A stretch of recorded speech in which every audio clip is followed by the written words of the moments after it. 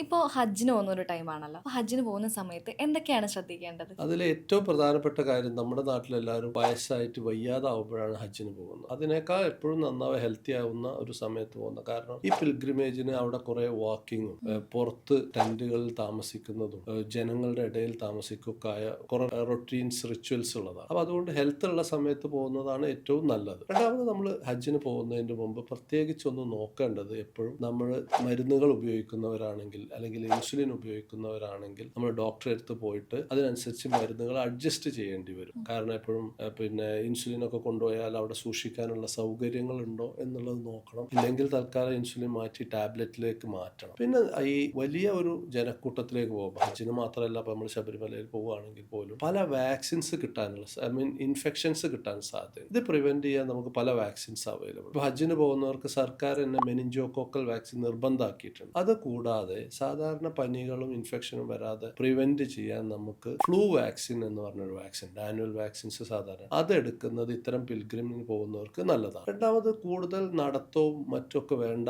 ഒരു പിൽഗ്രിംസ് ആവുമ്പോൾ നമ്മളെപ്പോഴും അതിന്റെ മുമ്പ് പോയിട്ട് നമ്മുടെ ജോയിന്റ്സ് ഒക്കെ ശരിയാണോ, നമ്മുടെ ഹാർട്ടിന് ഇത്രയും വലിയ എക്സസൈസുകൾ ചെയ്യാനുള്ള കപ്പാസിറ്റി ഉണ്ടോ എന്നുള്ളത് നോക്കണം. മൂന്ന്, അഡിക്വേറ്റ് വാട്ടർ ഇൻടേക്ക് ചെയ്യാൻ എപ്പോഴും ശ്രദ്ധിക്കണം. കാരണം ഈ നമ്മൾ തിരക്കിൽ വെള്ളം കുടിക്കാൻ മറന്നു പോകും. അപ്പോൾ അതുകൊണ്ട് തന്നെ അഡിക്വേറ്റ് ആയിട്ട് വാട്ടർ ഇൻടേക്ക് ഉണ്ടോ എന്നുള്ളത് എപ്പോഴും ശ്രദ്ധിക്കണം. പിന്നെ ഒരുപാട് ചൂടിലേക്ക് പോവാതിരിക്കുക, അതാണ് വളരെ ഇമ്പോർട്ടൻ്റ് ആയ വേറൊരു കാര്യം. കാരണം നമ്മൾ ഹീറ്റ് സ്ട്രോക്ക് അടിക്കാനും മറ്റുമുള്ള സാധ്യതകളുണ്ട്. അപ്പോൾ അത് അവോയ്ഡ് ചെയ്യണം. സോ നമ്മൾ പിൽഗ്രിമേജിന് പോകുമ്പോൾ ആദ്യം ഡോക്ടറെ കണ്ട് നമ്മുടെ ഹെൽത്ത് നോക്കണം, നമ്മുടെ മരുന്നുകൾ അഡ്ജസ്റ്റ് ചെയ്യണം, ആവശ്യത്തിനുള്ള വാക്സിനേഷൻസ് എടുക്കണം. നമ്മൾ കാർഡിയാക് വൈസും ജോയിന്റ് വൈസും ഒക്കെ നമുക്ക് ഇത് ചെയ്യാനുള്ള ഹെൽത്ത് ഉണ്ടോ എന്നുള്ളത് നോക്കണം. പിന്നെ കൃത്യമായി വെള്ളം കുടിക്കണം. ഇത്രയും കാര്യങ്ങളാണ് ഇമ്പോർട്ടൻറ്റ്.